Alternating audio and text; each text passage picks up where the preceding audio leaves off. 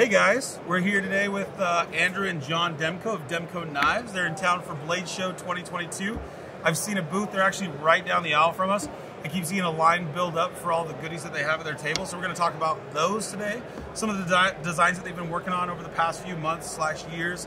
And then some of the upcoming stuff that we'll see later on in the market. So both, welcome. Thank you. Great to have you both back. Glad to be here. So, you know, the Demkos have been working on some projects. Obviously, you guys have seen them in the market doing some big things. We've seen the 80-20.5 production version launched. Blade HQ obviously had our exclusive version. We've had those so far. They did really well for us. Obviously, the new mechanism is something that people are rabid about. Would you both say that? Yeah. Yeah. So tell us a little bit. We have a 20.5 right here on the table. It's in Damascus, I believe. Obviously, one of the key features which we're going to talk about today is the shark lock. Andrew, tell us a little bit about the shark lock and where that came from. So I've had a whole adult life of making locking mechanisms, and each time we make one, we look for the same performance every time, but we also try to improve and design out anything that was a super pain to manufacture in the last ones. And this is kind of like a culmination of kind of all my thoughts and aspects of the locking mechanism. Okay. Both for the end user and for us manufacturing it all in one. And I think we hit it. Yeah, I'd say you would. Everybody's been all about this, and I will personally say I had the 20.5 in my pocket for quite a while before I even launched them, and I remember walking around the office and throwing it forward and backwards, and people going, "What is that noise?" And I was like, "What do you mean?" They're like, "Dude, that noise is unrecognizable. Like I'm used to hearing like an access lock or something, a button lock," and they'd hear this clink, clink, and then they'd see me swinging this knife back and forth, and then pretty soon what you saw was everyone in my office trying to steal them out of my box and literally just walking around flipping these knives around the office. Have you guys seen a lot of people doing that here at the show? Yes. Yeah. So obviously the shark's foot, right? We have the shark lock, plays hand in hand. The name obviously is for the protruding dorsal fin, right? Yes. How did we come up with it? Was it just something that you thought of, or? Well, the idea of this lock that moves in there was kind of like, when I did what's called the RAM-safe lock for cold steel, and then I was trying to carry that further and wondering what I can do, and it released from the back end and stuff. And I thought of ways to improve that, and I have a lot of variations of this, and eventually I found that it'd be great to get it up here where your hand is always on it to reinforce it, but also really easy to just work, where you don't have to switch your grip. A lot of times with the lock back, the triad locks, we would do this and we would spin it around, hit the button, or come back off the handle and shut it like that. That makes sense. And I want it to be right here where you're using it, shut it, kind of manipulate it from any angle, right? Yes, and ambidextrous. That's a big thing. We have a big left-handed. Do you? Yeah. All right. Yeah, definitely that. They don't have a lot of other options because the knife needs to be different with other locking systems. Sure. So we offer left-handed clips with all the 20.5s to take care of them. So I mean, I think you hit something on the head there, John. So the Damascus version, this is a new model, right? this is a very limited one for Blade Show. Blade Show. Because of the delivery, we'll have some filtering out after Blade Show. Cool. There's only 200 of these. Only 200 yeah, made? 100 of the clip point and 100 of the shark's foot, right? Yes. Oh, so only 100 each. So if you were at Blade Show lucky enough to grab one, or lucky enough to grab one down the road, right? Yeah. I mean, jump on it, because there's only a very limited amount of pieces here. So that's something that's cool. So one of the other things that we noticed here, and we talked about this right before we started, is if you have a 20.5 or have utilized one of these before, one of the most interesting things that I noticed was it no longer has the liners, right? So they did remove the liners on this. The titanium's strong enough to hold it without the steel inserts. Without the Where the grippery would not be. It's a steel liner. So there you go, guys. The other thing is, retail on this is $1,050. $1,050. Piece of history for 200 pieces. I mean, that's a pretty good deal. Yeah. Yeah, the 20.5 has been a huge hitter, and we obviously anticipate a couple more variations down the road, right, guys? Yeah. Cool. So let's talk about a couple other things on the table. So what do we have here? This is one of the custom 80/20s that we brought. Oh, yeah. We did a few of these. Andrew did several different blade shapes. So the 20 versus the 20.5. John, can you give us a little bit of rundown of what the difference is there? So the 20 is the original design we started with. The the 3.5-inch blade. 20.5 is a 3-inch. Okay. So right now, all the 20s are made in house. Okay. The 20.5, when we went to launch a Taiwan one, we wanted to start with a smaller knife, a little more people-friendly design. Sure. Although our customer base really loves the larger knife. The bigger size. Yeah. And so we have the standard MG that, you know, your basic price point is $425 in G10, Awesome. $625 on the titanium. This Okay. is a custom. We're only, as of right now, we've only done the Magna Cut and the custom blades. Yeah, that's right. And he did several different grinds and blade styles. And then on all these, we did this extra anodizing and the hand carving and contouring in it. So I anodize it green. Oh yeah. And then I go back into the grinding room, carve those shapes in, and I anodize it at a lower voltage. That's how you get the two-tone colors. Okay. And then we did all different colors for the show. You know, purples and blues, all those cool, high, bright, iridescent colors you get. You guys had a pretty good selection this year, right? Yeah, I mean, there's not, out of those customs, nothing was the same. Nothing looked the same. There's different blade shapes, different grinds, different handles. And if you notice, he did say was. Nothing was the same. So that means everything is now gone by the time you see this video, but that's all right. So, but no, I think this is, so one thing we are going to tease here, just because they don't know, there may or may not be an exclusive Blade HQ version of a 20, right? Yeah, so that's gonna be an, Go ahead, you're all right. We're in it. We're in yeah, it. so that's going to be an 80/20S. 80. Okay, there we go. So the blade stock is 180 Okay. on the full thickness. Sure. And the S is, what are we at, 130? 130. 130. You guys can see that. Which is a more people-friendly design. It's, you know, it's better for an everyday user. Sure. You know, thinner blade, thinner stock on that. It's not just the blade that's shrunk, all the hardware is reduced on the slims, which Okay. makes it thinner in your pockets, and the handle overall is thinner.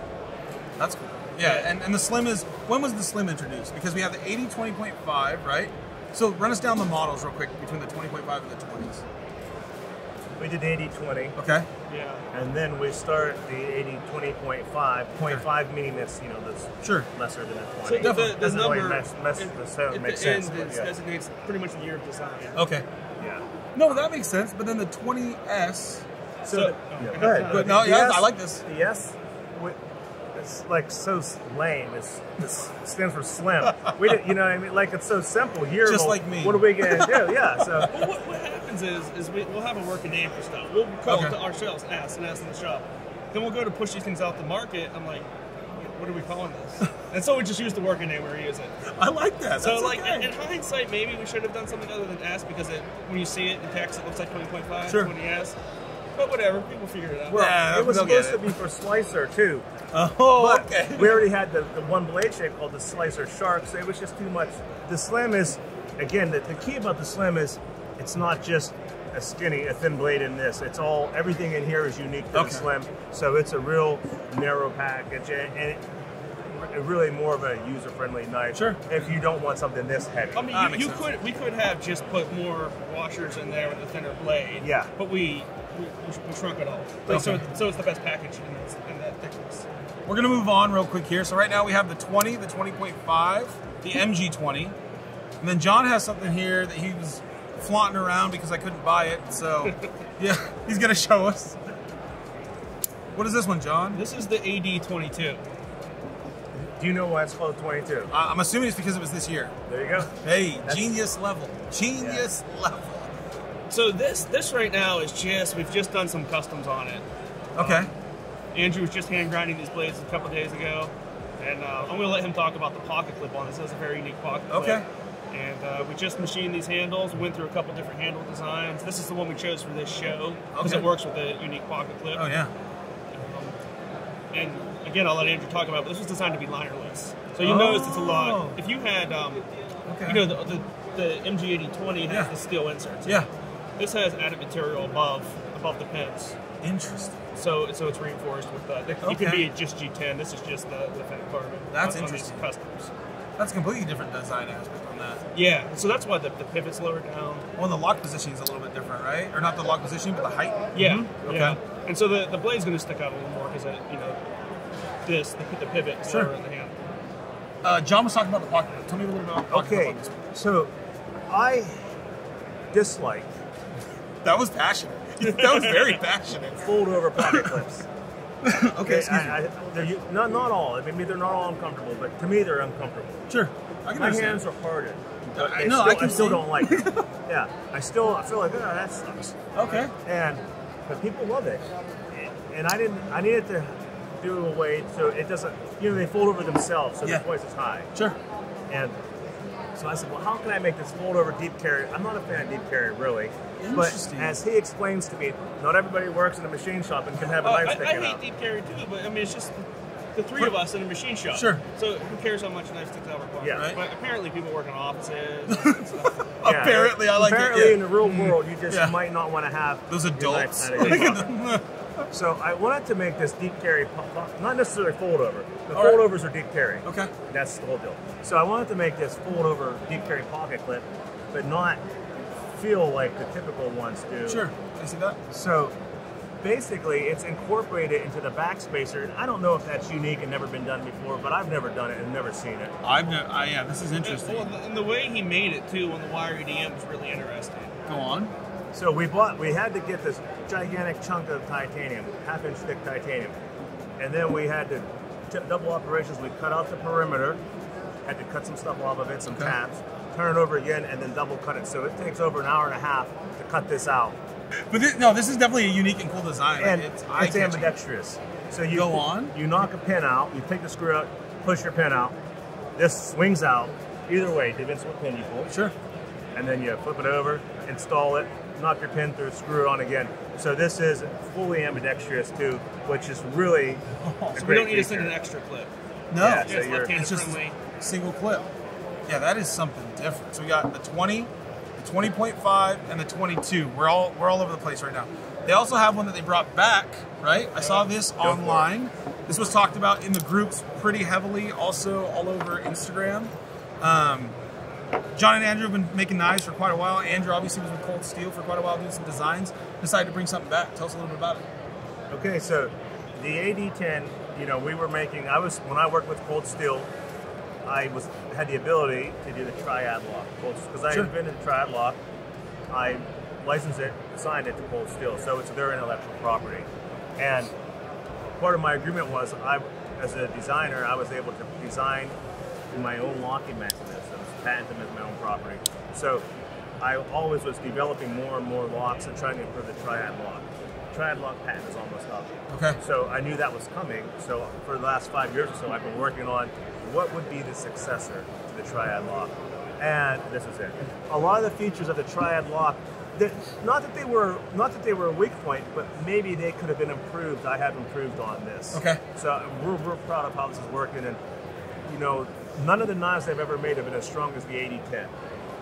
Never. Unless they were big giant knives. Okay. If something that's twice as big and twice as heavy, Sure. it's probably twice as strong. Sure. Right, but in this size, Now and then. no knife I've ever made was as strong as my custom 8010s. Interesting.